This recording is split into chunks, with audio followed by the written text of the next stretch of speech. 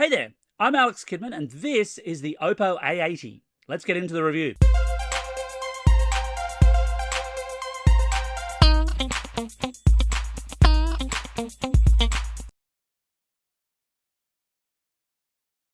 So let's talk about the design first. It's built around a 6.67-inch LCD display with a refresh rate of 120 Hz. Now, LCD is an interesting choice here. It lets them make the screen a bit brighter, which means it's a bit nicer in direct sunlight, for example, but maybe not so color vibrant as some of the PLED screens, for example, that you see on competing models at this price point.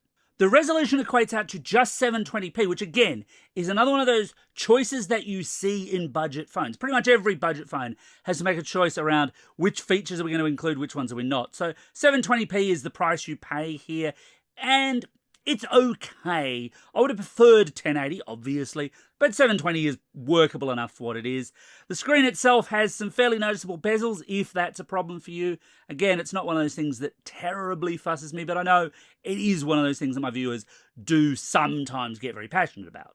I must say, I do like the colour choices on offer. So there's only two of them, which is not a whole heck of a lot, although we are getting both in Australia. There's no missing colour to speak of. So if you like things plain, opt for Starry Black, and if you're a bit more extroverted, go for what they've sent me for review, which is Moonlit Purple. It's really rather nice. And look, I'm long on the record as saying that my colour of choice in phones, and this is all totally subjective, of course, is blue, but you could turn me around to thinking that maybe a purple phone is actually what I wanted all along. This is a really nice phone that feels really solid in the hand, and that's not accidental, because at this kind of price point, $369 here in Australia, you don't typically see much in the way of durability. You're still generally talking plastic body phones, you're still generally talking things that at best maybe say they're water repellent, but Oppo's actually gone the extra mile here. So this is IP54 rated, and yeah, that doesn't mean you can dunk it in the ocean. It basically means if it gets rained on, it should survive and ants can't get inside it. But being actually IP rated, having that testing done and being able to say, yeah, it's at least this tough is a good thing, and it's a fairly rare thing at this kind of price point. Oppo also says it's military standard tested for drops and breakage. Again, great to see. Now, I don't do a whole bunch of drop tests and break tests, and I've got a whole video on why that is, because most of those tests that people do on YouTube are really bad, but it's really nice to see that this is a robust phone, especially as it is a little bit on the slippery side in the hand. And typically, my solution for that would be to throw it in the case, because most of these kind of budget to low mid-range phones all have those simple little clear plastic cases in them, right? Well, not so with the Oppo A80. There's no included case in the box, in fact. Oppo do have an even more drop-proof case that they want to sell you, and there are third-party cases out there that you can buy, but there's nothing in there, which means I've had to do this entire review with the phone feeling kind of naked, and I think, again, my regular viewers will know that I'm a man who really likes putting a case on a phone to keep it secure. This is not been that comfortable for me, but maybe that's just my hang-up, of course. Controls on the Oppo A80 are kept very, very simple. You've got volume controls and biometric fingerprint reader and power button on the side. At the bottom, there's USB-C for power and data, and a 3.5mm headphone jack, which is nice to still see in a phone in this day and age, even if you don't necessarily need it. On the camera front, Oppo is the camera phone company, or they've long traded themselves that way, but they made some interesting choices here, and again, I think this is broadly reflective of the price point this phone sits at, because at $369, at that kind of $300 to $400 price range, is when your budget phones start to get a fair bit better. The really cheap ones I still see pretty poor photos from on a regular basis, but at that $300 to $400 price point, you start to see slightly better photos, and look, by and large, yes, that's what the Oppo A80 delivers. Don't expect, massively good low-light performance or incredible zoom performance, because it's all digital anyway. No, that stuff's not so good, but everyday photos are fine, generally pleasing. There is another little wrinkle here, though, because Oppo includes an AI eraser functionality in the Oppo A80, very similar conceptually to what Google's done with Magic Eraser on the Pixel phones, for example, but of course in a phone that's considerably cheaper. Now, how are they doing that? Well, The answer is pretty simple. They're offloading an awful lot of that work to the cloud because the AI eraser will not work if you don't have some level of internet connection, flat out. But does it work? Well, yeah, look, by and large, I'm never terribly satisfied with what these AI-led erasing programs do, but the A80 surprised me, and not necessarily in a good way. So I ran AI Eraser over this photo. Now, this was just taken in Sydney's Hyde Park. People were walking past, and I randomly thought, right, well, what if I get rid of that group of 3 people just to the side there, so I've just got a clearer view of the park? And I figured that AI Eraser would just render in its estimation of what the ground would look like, because there seemed to be plenty of space. But that's not what it did. It created life, or it created this weird AI person. The more I zoom in, the worse it looks. It's not really all that good or all that pleasing. And while that's not totally out of the ordinary for a lot of the way that this kind of AI image manipulation tends to go, it's also not a great feature to have. Otherwise, very few complaints against the camera. It's fine for its price. That's exactly what it is.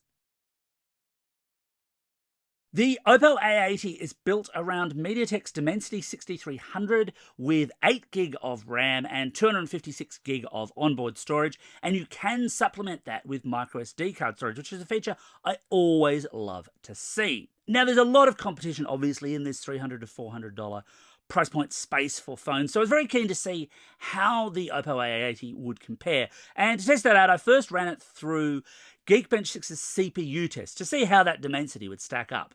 Here's how it compares.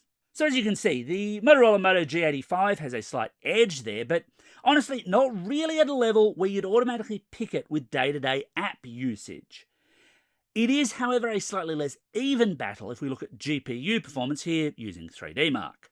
And there the G85 pulls away. Now, that doesn't mean that the Oppo A80 is a bad performing phone. It just means that there's a slightly faster option in this price bracket. I will say the G85 is slightly more expensive than the Oppo A80, so I think this is appropriate performance within its band. It's certainly reasonably pleasing, and most people who just want single app usage and fairly low to mid-level apps, they'll do just fine. You won't get high frame rates out of your Android game, out of high-end Android games anyway, but otherwise it handles most things reasonably well. One area where the Oppo A80 does outclass Motorola entirely is in software updates. So both the A80 and Motorola's G85 have 3 years of security updates, but Oppo's promising 2 OS upgrades where Motorola's only promising the 1 here in Australia. And that's, it's not quite up there with what a Samsung or a Google is doing, but it's not nothing. 2 years is still better than 1.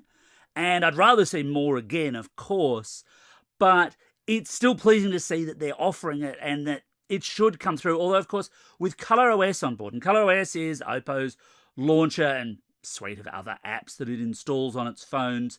It historically used to kind of ape iOS. It doesn't really do that anymore, but it's very bright, it's very colourful. It's definitely a remix of Android, and I'm not personally a huge fan of those. I know tastes absolutely can vary. I've gotten used to ColorOS over the years. Still not my personal favourite, but it's fine. It gets the job done, certainly.